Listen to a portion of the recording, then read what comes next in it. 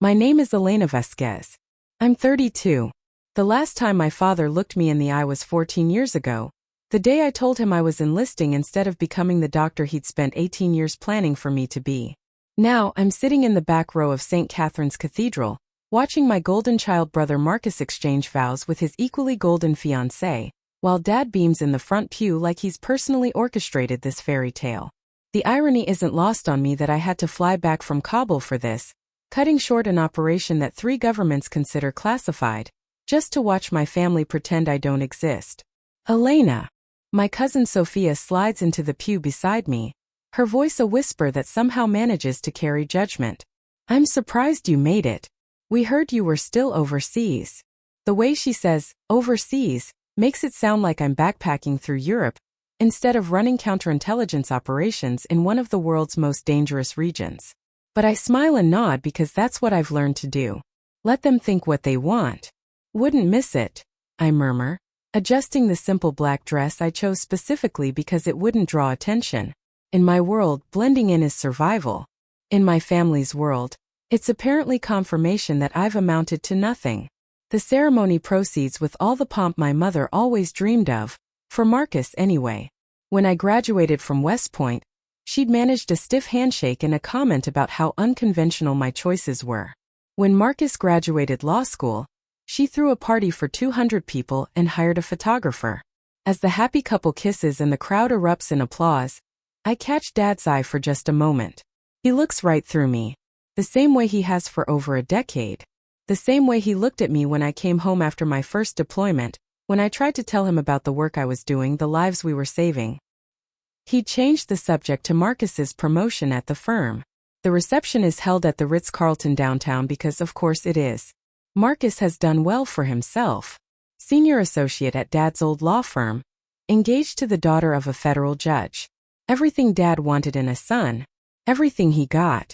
I find myself at the bar, nursing a club soda and watching my family work the room like the political animals they are. Dad's telling anyone who'll listen about Marcus's recent victory in a high-profile case. Mom's showing off her new daughter-in-law to the society wives she's been trying to impress for 30 years. Elena, right? I turn to find a tall man in his 50s, salt and pepper hair, kind eyes.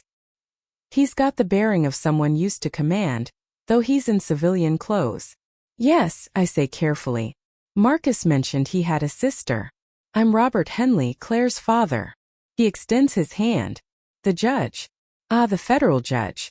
I shake his hand, wondering what version of me Marcus has shared with his new father-in-law. Congratulations, I say. Claire seems wonderful. She is.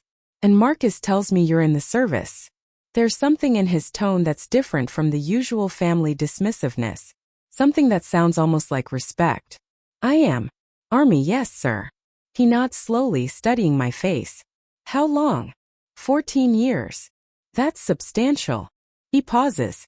What's your MOS? Now he has my attention. Most civilians don't know to ask about military occupational specialty. 35 series, I say, keeping it vague. Intelligence. His eyebrows raise slightly. 35 series. That covers a lot of ground. It does.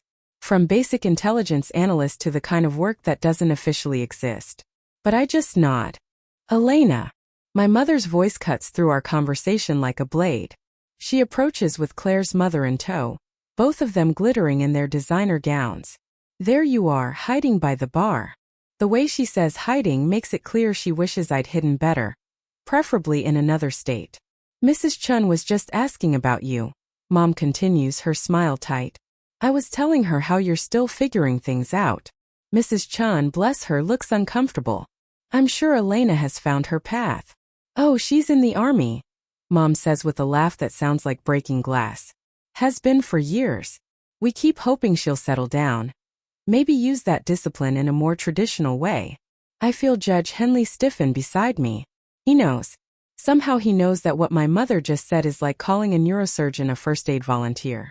Traditional can be overrated, he says quietly.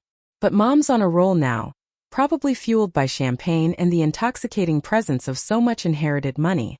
We always said Elena was our little rebel. Never wanted to follow the family path. Dad used to joke that she'd rather play soldier than work in the real world. The air in the room seems to thin. I see Judge Henley's jaw tighten. Around us, conversations continue, but I can feel the shift in energy like a storm front moving in. Mom. My voice is calm, controlled. Maybe we should. Oh, she's always been so serious. Mom continues, gesturing with her champagne flute. Even as a child, we tried to get her interested in normal things. Dance classes, piano, college prep. But she always had her nose in some military history book or was doing push-ups in the backyard. Mrs. Chun looks mortified. Judge Henley looks dangerous. Of course, we're proud of her. Mom adds, the words hollow as a campaign promise. It's just, well, when your other child is making partner and marrying a judge's daughter. She shrugs as if to say, what can you do? That's when Marcus appears, Claire on his arm, both of them glowing with newlywed bliss and Dom Perignon. What are we talking about? Marcus asks with that easy smile that's gotten him everything he's ever wanted. Your mother was just telling us about Elena's career, Judge Henley says, and there's something in his voice that makes Marcus look at him sharply. Oh, Elena's the soldier in the family, Marcus says with a laugh. Always was the tough one. I'm more the brains. She's more the muscle, I guess. The muscle.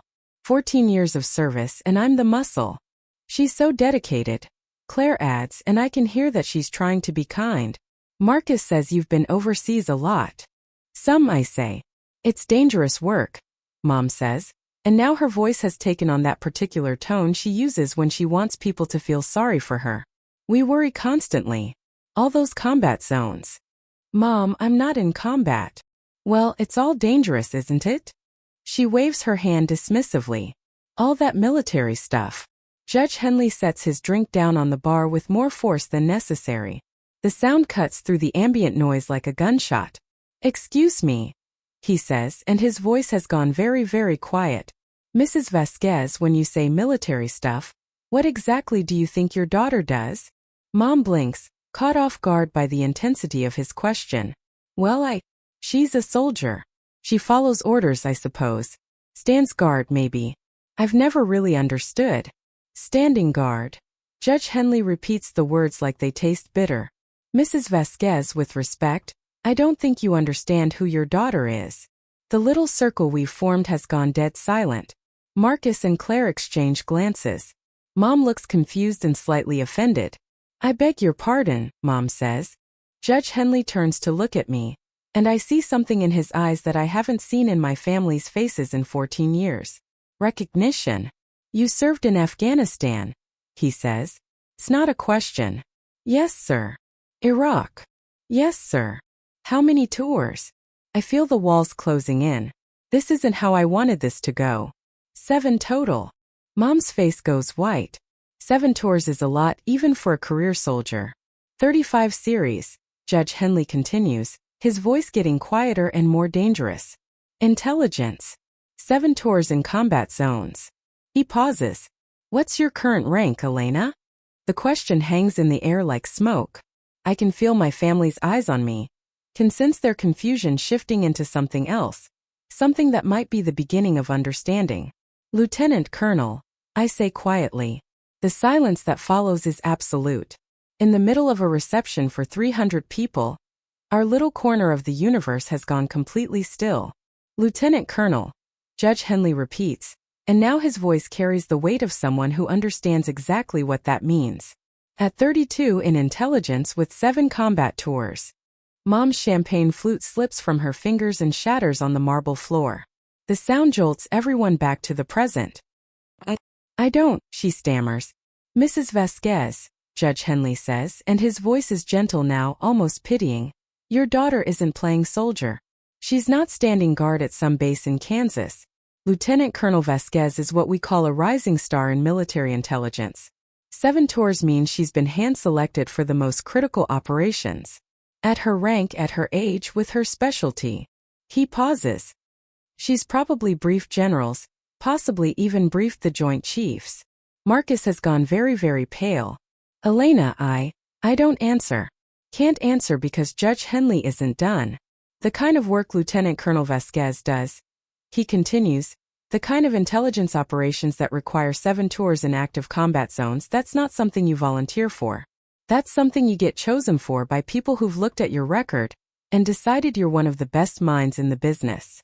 Dad has appeared at Mom's side, probably drawn by the sound of breaking glass. He looks at the shattered champagne flute, then at Judge Henley's face, then at me. Elena. His voice is small, uncertain.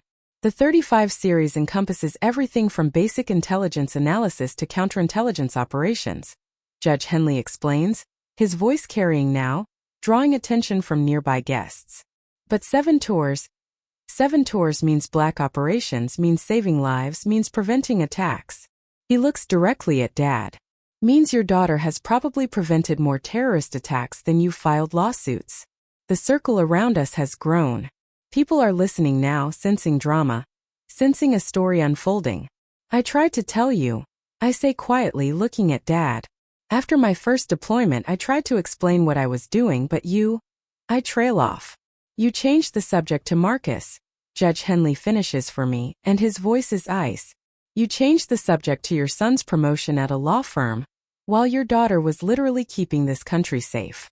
I didn't know, Dad whispers. You didn't ask, I say. The silence stretches out, broken only by the distant sound of the band playing in the main ballroom. Finally, Claire speaks. Elena, we had no idea. Because no one ever asked, I repeat. In 14 years, no one in this family has ever asked what I actually do. You assumed I was some kind of enlisted grunt with a gun, following orders and staying out of trouble. You never corrected us, Marcus says, but his voice lacks its usual confidence. I tried for years. I tried, but every time I came home, every conversation was about your cases, your promotions, your achievements. There was never room for mine. Judge Henley clears his throat. If you'll permit me, Elena, I'd like to share something with your family. I nod, not trusting my voice. He turns to address the growing crowd. Ladies and gentlemen, I've had the privilege of working with military intelligence in my capacity as a federal judge. I've seen classified briefings. I've worked with some of the finest minds in our armed forces. He pauses. Lieutenant Colonel Vasquez represents the absolute elite of that community. The kind of officer who gets called to Washington, the kind of officer who gets invited to brief the Secretary of Defense. Mom makes a small sound like a wounded animal. The operations she's been part of, the lives she's saved, the attacks she's prevented. Judge Henley shakes his head. That's classified information, of course. But I can tell you this. Your daughter is a genuine American hero. The kind of person who runs toward danger while the rest of us run away from it. Dad is crying now, tears streaming down his face. Elena, What, Dad? My voice is steady, controlled. You're proud? You're sorry? You want to make it up to me? Yes, he whispers. All of that. I look around at my family. Mom still white-faced and shaking. Marcus struggling to process this new reality. Dad broken and crying. The crowd of wedding guests staring at me like I'm some kind of exotic creature they've never seen before. The thing is, I say quietly, I don't need your pride anymore. I don't need your approval or your understanding or your apologies. For 14 years I've protected this country and everyone in it, including all of you, while you dismissed me as a disappointment. I turn to Judge Henley. Thank you, sir, for seeing me, for understanding. He nods gravely. It was an honor, Colonel. I start to walk away, then pause and turn back to my family. For what it's worth, I say, I'm proud of Marcus. I'm proud of his success, his marriage, his achievements. I always have been. The difference is, I never needed him to fail for me to succeed. The crowd parts as I walk through the reception hall, headed for the exit. Behind me, I can hear the murmur of conversation starting up again, can feel the weight of eyes on my back. At the coat check, I hand the attendant my ticket and wait for my jacket. As I'm putting it on, I hear footsteps behind me. Elena. I turn. It's Marcus, still in his tuxedo, still looking stunned. I'm sorry, he says simply. I'm so terribly sorry. I know. I had no idea. We had no idea who you really are. I smile at that, the first real smile I felt all day. Yes, you did, Marcus. You've always known who I am. You just never thought it mattered. He opens his mouth to argue, then closes it again because he knows I'm right. Will you? He swallows hard. Will you come to Christmas? Will you give us a chance to do better? I consider this. Consider whether I want to give them another chance to see me, to know me, to value me. Maybe, I say finally, if you can handle having a genuine American hero at your dinner table. He laughs, a sound caught between relief and tears. I think we can manage. I walk out into the cool evening air, pulling my phone from my purse. I have 7 missed calls from Langley and a text that simply says, "Wheels up in 6 hours. Pakistan needs our girl." Our girl. Not the family disappointment, not the soldier playing dress up. Our girl. I hail a taxi and slide into the back seat, already mentally shifting gears from the emotional battlefield of my family to the actual battlefield waiting for me halfway around the world. Airport, I tell the driver. As we pull, my phone buzzes. A text from an unknown number. "This is Judge Henley. Your brother gave me your contact information. I hope that's all right.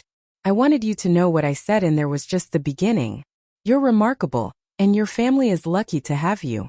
The country is lucky to have you." I type back, "Thank you, sir." It meant everything. Another buzz. This time it's Marcus. "Come home for Christmas, please. We want to know who you really are." I stare at the message for a long moment, watching the city lights blur past the window. Then I type, "We'll see." But as the taxi carries me toward another mission, another country, another chance to do what I do best, I find myself thinking that maybe, just maybe, it's time to let my family see the woman I've become. After all, I spent 14 years becoming someone worth knowing.